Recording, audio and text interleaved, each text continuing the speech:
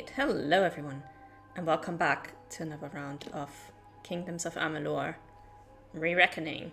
We are going to jump right back into our last game. And I was in Edessa. We had just managed to get the villa. So we had just managed to finish what we are supposed to do here for the main story with Joriel. We had finally managed to hand in the side quest we had with her. And now we actually gotta see what else we have to do. We have... Hey, Tabo. Let's see. We need to find the second chapter. Oh, right. I think I know what this is. We have the Windstones. This is all DLC.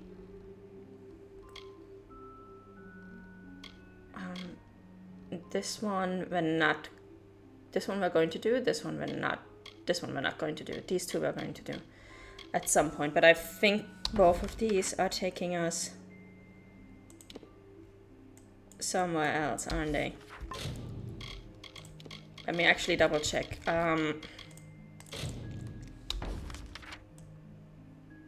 Yeah, that one takes us up there.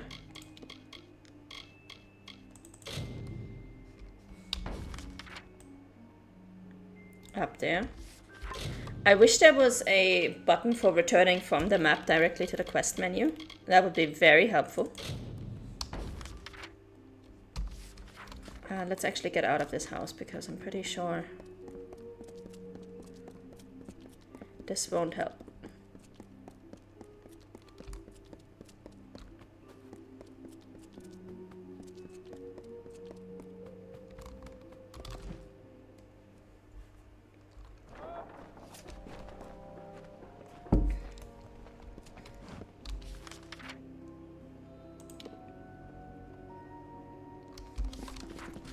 Local map. He did mention retracing the steps from the library, I think, to... I would have to look up where else.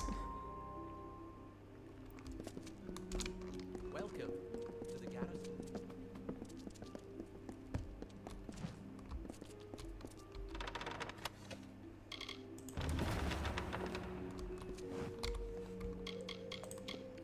Alright, let's see. Edessa chapter 2.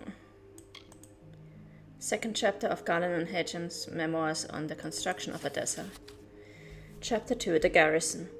There are many who, in the ease of silent quorums, hold that the presence of a Praetorian garrison is an affront to the principles Edessa was built for. To them I say that the gates of knowledge must be fortified. What we have in the Livrarium, what we hope to display with the prosperity of our new city, requires protection. It requires support. The garrison is not a house of war, or suppression or conflict. It is an instrument that our society can call upon to protect and further our knowledge. The structure is as important to the city as the Livrarium, as melancholia is sanguine in the body. Without it, our precious balance is upset. Once I have completed work on the garrison, I moved to the construction of the Edessa laboratories. Okay, so that's where we need to go next, to the labs. Let's go.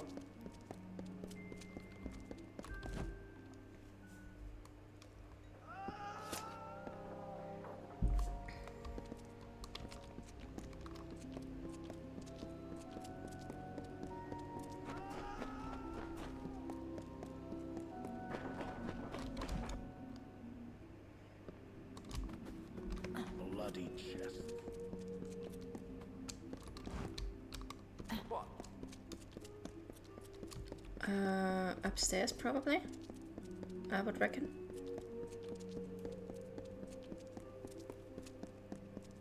Yes. Excuse me.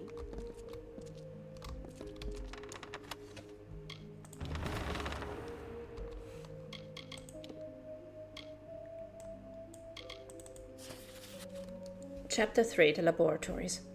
But though our city was born as a place to protect the knowledge that our great race had amassed in all of its glory, I was determined to ensure that our accumulation of knowledge would proceed, if not grow, once the city had been completed. And so I began construction of the laboratories. How curious it was to put up halls and doorways with the thought that this skeletal structure might one day house the mines that put an end to war, or make travel between great distances instantaneous, or make the moon shine as bright as the desert sun. It was humbling, yet it affirmed my resolve to construct a space of timeless experimentation. It is in this building that I have sheltered the creativity and ingenuity of our race, the qualities that set us apart from the others. Only on completing it did I know we would need as grand a building to foster our diplomacy, and so I set to work on creating the Domus Politica.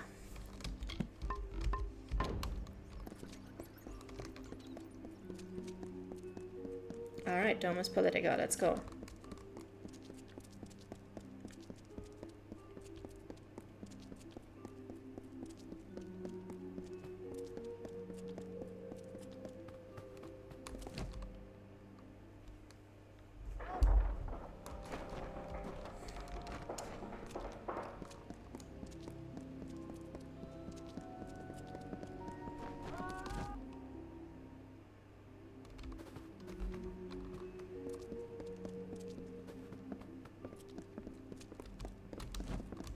Wait, is it this one?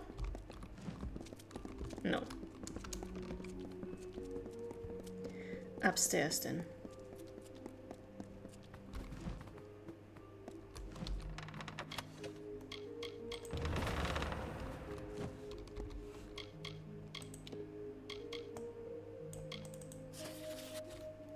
Chapter 4, The Domus Politica.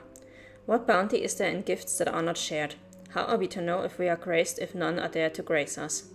Diplomacy has always been the way of my people, to bear treaties and words instead of swords. And as we progress in the studies of magic and philosophy, should we not endeavor to share these gifts with races less apt and forward-thinking than us? And so I had them construct the Domus Politica, a place centered not on focusing our ingenuity inwards, but out, a home of scribes and letters, where truces and compromises reign. The city was taking shape, and our prosperity was already coming due, and with that it became clear of the need of a way to manage the trade and assets we had constructed here. And so work began on the Grand Bursars.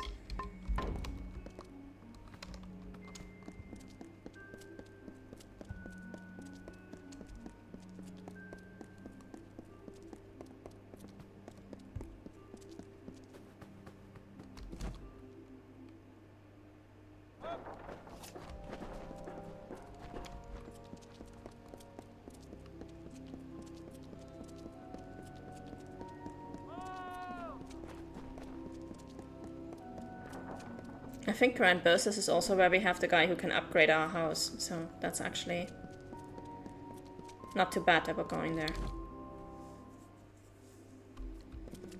Welcome to the... Yeah. Hello again. What can I assist you with? Yeah, him. Upgrade my house. So you are the new owner of Sandstone Villa. Very well. If you wish, we can have crews begin work immediately. Excellent. We'll begin work at once. Have a pleasant day.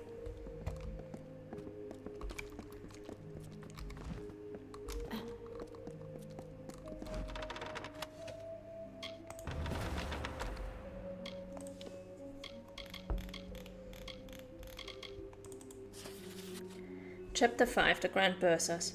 When I was an apprentice, my master gave me a piece of advice that I never forgot. He told me that the key to fostering the best of someone was to eliminate their needs. A mind cannot be brilliant if it is concerned for survival or burdened with worry. And so, to get the best out of Odessa's minds, I endeavored to create the institution that would see to their needs for the entirety of their lives, the Grand Bursars. It was to supply and manage all of the city's finances so that our scholars and Templars might not burden their great minds with such minutiae. That is very true when you think about it. Like, for a long time in human history, we were subsistence farmers. And that basically means that your entire time, your entire life is spent just trying to get enough food to make it through the next winter. And when you live like that, you don't really have the time to work on petty things like literacy and technological invention, because every single waking minute is focused on survival. If you are in the middle of a war zone and your main focus is, not getting killed, and all of your time is spent trying not to get killed and trying to find food and such, you don't have the time to produce art or scientific progress. So that's actually true. If you're concerned for your survival and burdened with worry, you cannot be brilliant. I mean, I'm not going to say it's 100% true. Obviously, it still happens, but it's significantly harder, to the point where 99% of the time it's just not going to happen. But once you actually take care of people's basic needs and they no longer have to worry about if they're going to starve the next day or not, it's a lot easier for them to actually put their minds towards forward thinking. So, very true. And like all things that my race has put its mind to, the Bursars has performed admirably. We were quickly seen by merchants as far as Rothea as a stable means of housing their investments, and our bankers were quick to revolutionize the financial structures previously employed by our society. With our needs seen to, I could see that the Bursars would only serve half of our needs, which led to the construction of the Arcadium. Okay, so we do actually have one more. Alright. We'll upgrade our house further before we leave. What can I assist you with? Is that so? Well, we can certainly arrange that. Work shall begin on it at once. We've supplied you with a forge, should you feel the desire to perform some handiwork of your own. Very good. We'll have it ready for you soon. Have a pleasant day. Hello again. What can I assist you with? Is that so? Very well. The labs have graciously donated a potion bench for your private use. But after this point, we won't be able to work any further on the house. That's fine. Make it so. You won't regret it, I can assure you. Have a pleasant day. Ta-da! We should have a look at our fully upgraded house when we're done with these quests. Just need to get myself something to drink first.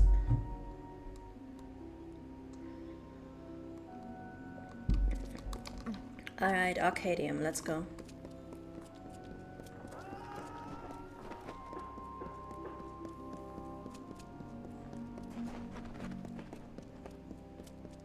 What now?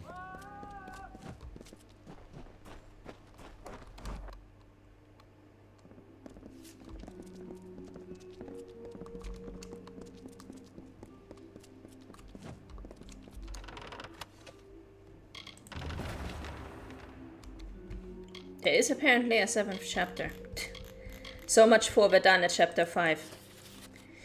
Chapter 6, the Arcadium. Every city must have a market, and Edessa is no different. But rather than something tawdry, dirty, and bustling, I vowed that for the crafts we gnomes excel at, gemcraft, potion work, book writing, we would house them in a building that befits their grace and honor. And so I was determined to make the Arcadium a house of trade without parallel, a home to all the grandeur you might find elsewhere in the city. Once these buildings were underway, I felt confident to begin working on my next jewel for this crown, the Basilica Nostra.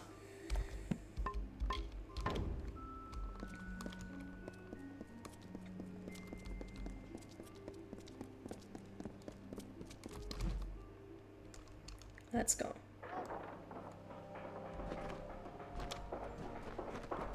Hang on.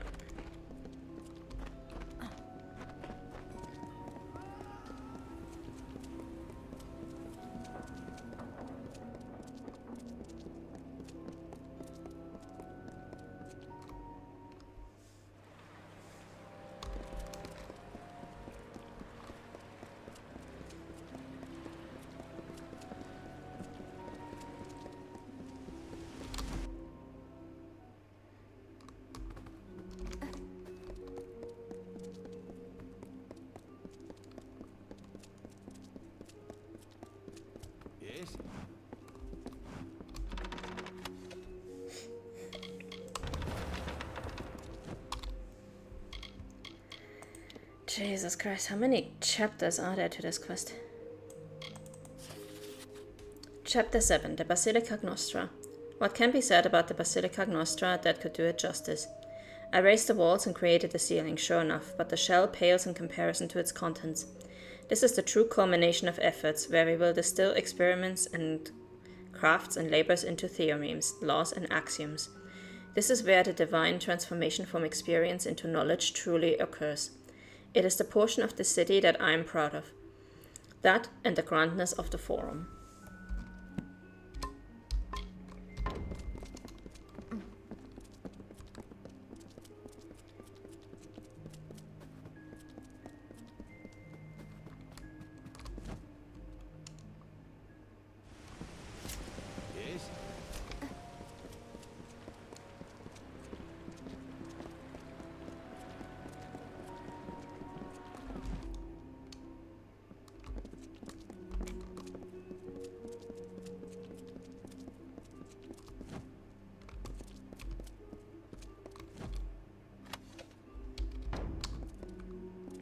Not this one.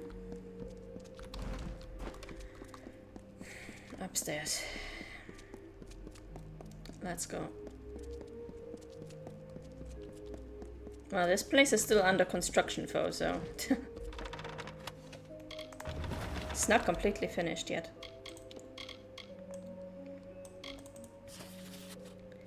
Chapter 8, the Forum. The Forum would be the last of the buildings I would leave to my beloved city, and woe fills me for being too infirm to see it to its completion. But here in time will be a center for all gnomes to have a voice, to hear the words of the just and kind Templars. Here will be the central pin that holds the city together, its heart, its soul.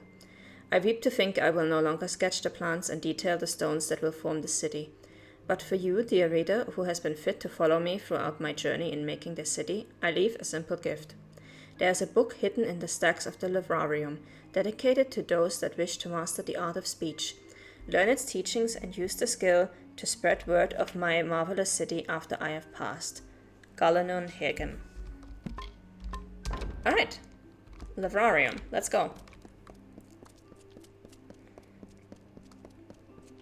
Let's see if this book will actually allow us to get a speech level up, because we are already pretty far in speech. I think we're about 2/3 through that skill tree, so gonna have to see.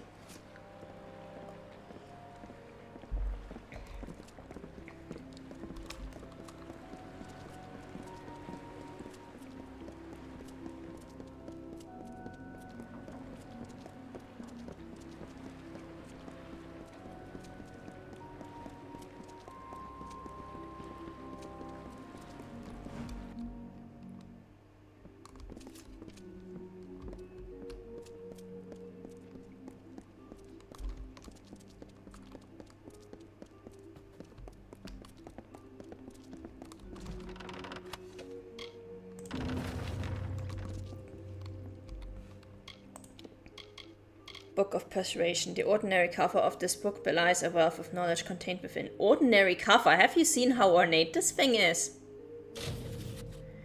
Persuasion skill increased. Nice. Chapter 3, on rhetoric and its relation to fact.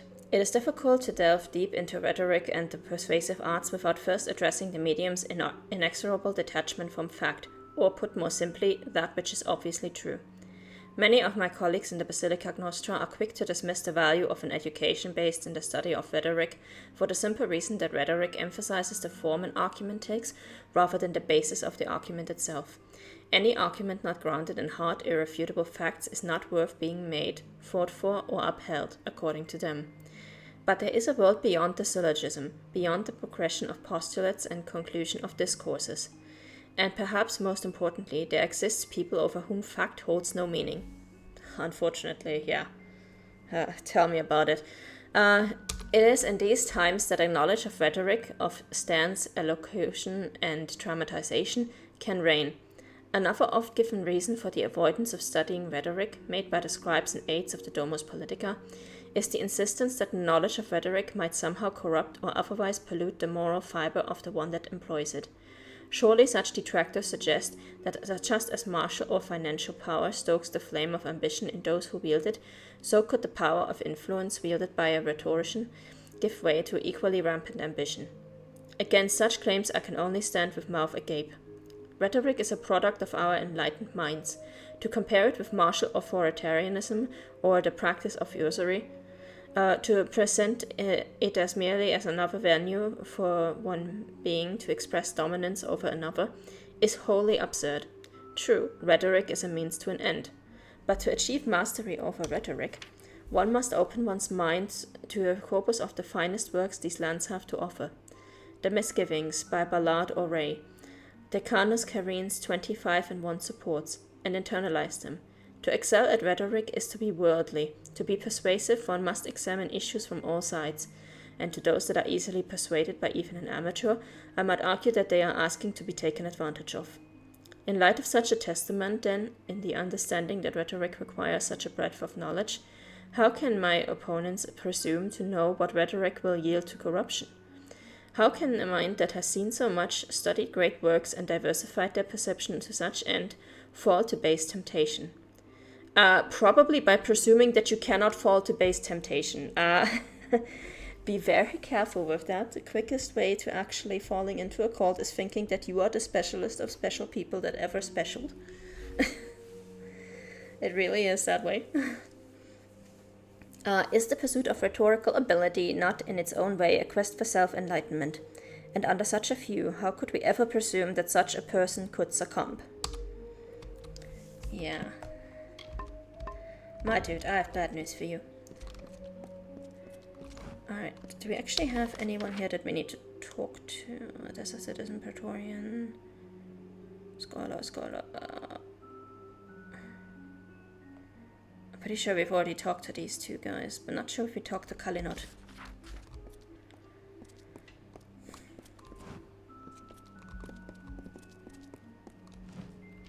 Guest of Sandstone Villa or no, I'm afraid I have little time of which to suffer a distraction. Somehow, it has fallen to me to make sure the Grand Bursar is appropriating gold to meet our needs correctly. I was not trained for this. Oh, you have my sympathies. In reality, the positions of scholars in the Basilica are abstract enough that we are called upon to monitor a variety of concerns and issues, academic and banal. Odessa's done a lot for the sake of this desert. It's our coin that keeps Ironfast Keep in mail, and it keeps the mines open. Yes.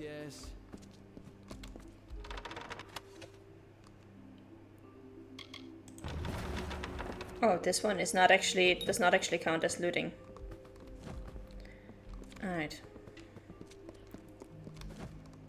No active quest, let's go.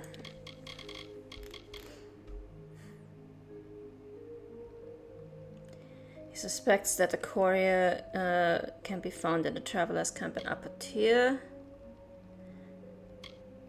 Contraband.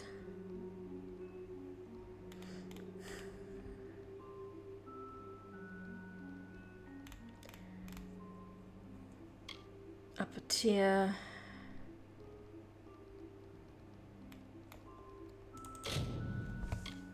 Where are these? World map. Okay, I can't see it from here. I need to get outside and go for the local map. Because local map inside the building just means... I just picked that book up. What are you talking about?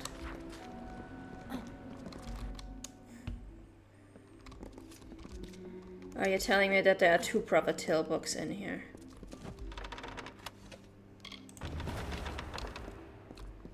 There are actually 2 Brother Till books, okay.